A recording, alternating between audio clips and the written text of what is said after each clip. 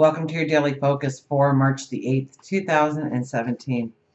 My name is Tilly, and this is Tarot with Tilly. And before we begin, thank you truly for all of the loving, positive, supportive energy you send my way each and every day. I send it right back to you. Thank you so much. Now let's see what the energy is going to be for us today.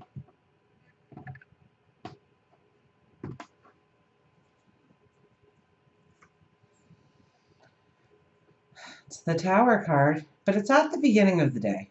Okay, it's at the start. This is how we enter. Maybe we want to rip down those walls today. Maybe we want to start moving forward. Maybe we want to start laying that new foundation. Maybe we want to take some proactive steps. Because I get an energy here for this card. Two of Cups. So it could be new opportunities, new relationships that we want to step into, that we are imagining, that we are dreaming of, that we are contemplating, that we are investigating.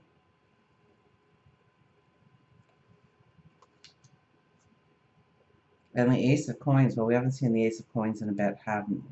So this is our new path of abundance going forward. Let's get an angel card to go with that. So I don't think the Tower is overly bad today. Sometimes the Tower can just be downright mean to us. And, it doesn't rock our boat. It tips our boat and makes us start over again and swim to shore and think about what we did wrong and how to fix it or how to move forward in a new way or a different way. And I don't think that today, especially with the Two of Cups and an Ace of Coins following the Tower. Okay, it's there to spur us into action. It's there to inspire us of what we can do, of how we can go forward.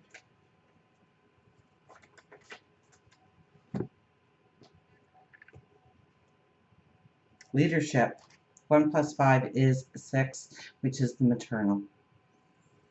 So leadership. Well, we are in a universal 1 year. And when that happens, we have to learn our own independence. And so maybe we need to be the leader of our dreams, our goals, our desires, not hoping that somebody else does something that makes things fall into place nicely for us, but that we proactively go out and do something different or unique. The Tower is our very first card. But I didn't get a worrisome feeling. Sometimes I get that worrisome feeling. And I spin it into positive because I could sit here and spur negative to you on every single card. I don't care how nice it is. I can be very negative if I wanted to. That's not who I am. Okay? Why would I tell you an energy and not tell you how to work with that successfully? That doesn't make any sense to me. So here the Tower is our first card. And so we take a deep breath and we hold it in. Or maybe we're doing some shallow breathing. Because the Tower means transformation. The Tower means change. The Tower means that something that maybe we have relied on or we thought was a strong force in our life to go forward with is dismantling, is disintegrating, is dissipating. And that can bring in panic. That can bring chaos. That can bring alarm. That can bring in worry. So, but now we have the Two of Cups and the Ace of Coins following it. So it's about clearing out the old. It's about getting rid of what no longer serves you. Now, sometimes, and I think more often that's when the Tower card shows up in a personal reading, sometimes we refuse to see it. Sometimes we refuse to take off the rose-colored spectacles and actually see it for what it is.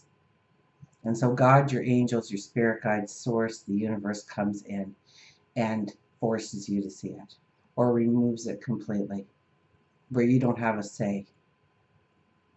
And that's what the Tower can sometimes do. And being in the first position, that might happen. But, this is a day when you have to have faith. This is a day when you have to believe that you are moving into new opportunities, new relationships, new ways of being and becoming. This is very new energy. This is joining forces with another. This is meeting that That's somebody who's going to transform your life. Maybe it's a mentor. Maybe it's a business partner. Maybe it's a soulmate, a twin flame. Maybe it's the opportunity you have been waiting for. Maybe you find yourself in an opportunity that you didn't think would ever exist, and you don't even know how it's going to go going forward. So we need to go with the flow. We need to believe. We need to have faith. Ace of Coins. Ace of Coins is the path to abundance. We haven't stepped into it yet. The little acorns there will grow to the mighty oak.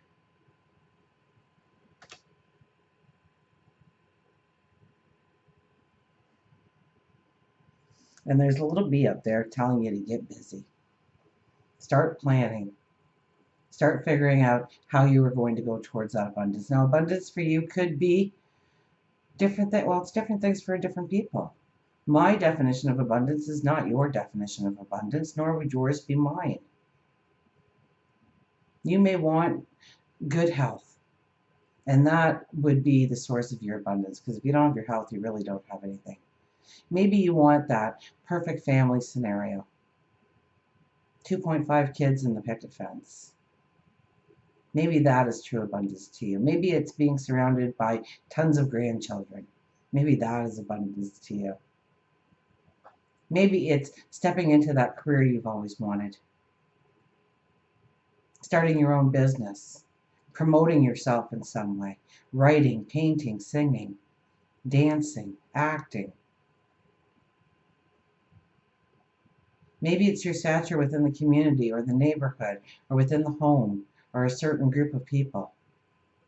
And to be recognized for who you are and what you can accomplish in the world. And maybe that is your true abundance. Maybe it is just the money, but it's seldom just money. Because money is just our passage to a happiness.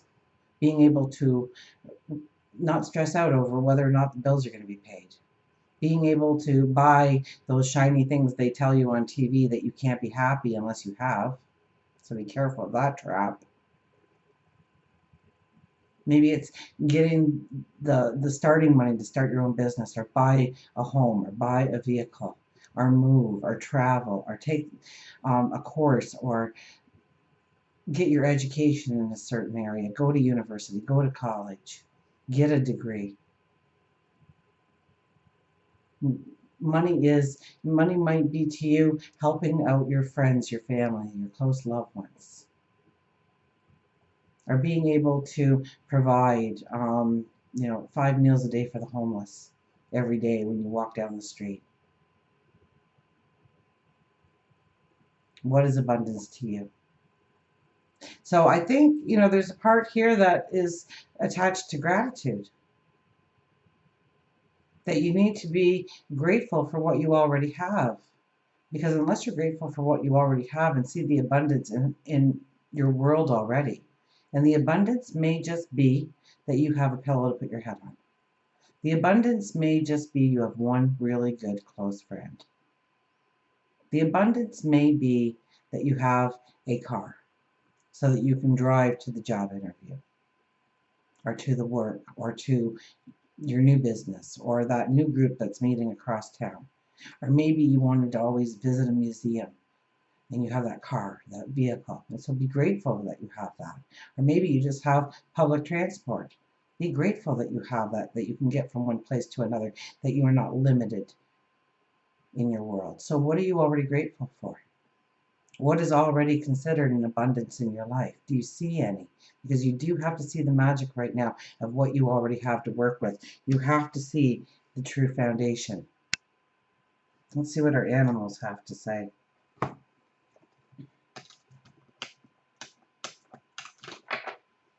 Who didn't want to come?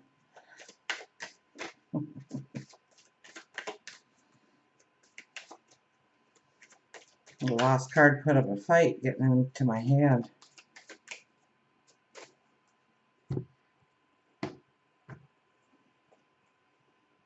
Eye on the prize. Put your eye on that prize. And go all the way to the back of the book. to the vulture. Release goals and vision. In order to land your dream life, you need to make a conscious effort to visualize it happening. However, keeping your eye on the prize takes practice. It's all about getting rid of misconceptions about yourself, giving up emotional baggage, and putting a new belief system into place. And that's by none other than Stephen R. Covey. Vulture tells you that you have waited long enough to gain the life you want.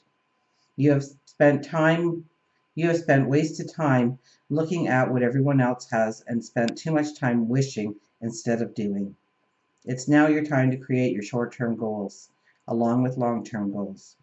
Make yourself accountable by writing your goals down. It helps to keep the vision of what you want in clear sight.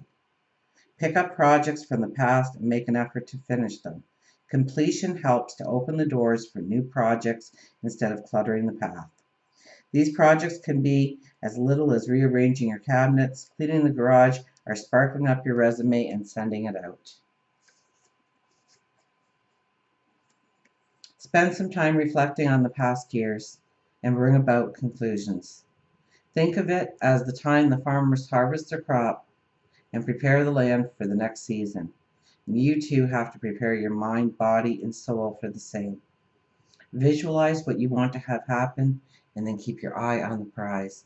And I loved it when Vulture started to say, it's time for the farmers to harvest their crops, prepare the land for the new crop, for the new seeds. Okay, so this full moon in some ways an extension of the lunar eclipse that we had in February. What was it, February 26th in Leo, which was honoring your inner child, loving you and your passion and what you want to do, and letting go of what didn't hold you back. And now we've got it coming up, I believe, in Virgo. So that's when we really go, this belongs, this doesn't. This belongs, this doesn't. This belongs, but it's not in the right place. We need to move it over here. And organize. So it's a beautiful time too. Once again, I'll have to say, journal. To write it down. To envision what the prize is to you. What the abundance is to you. Until we meet again, remember, I do love you.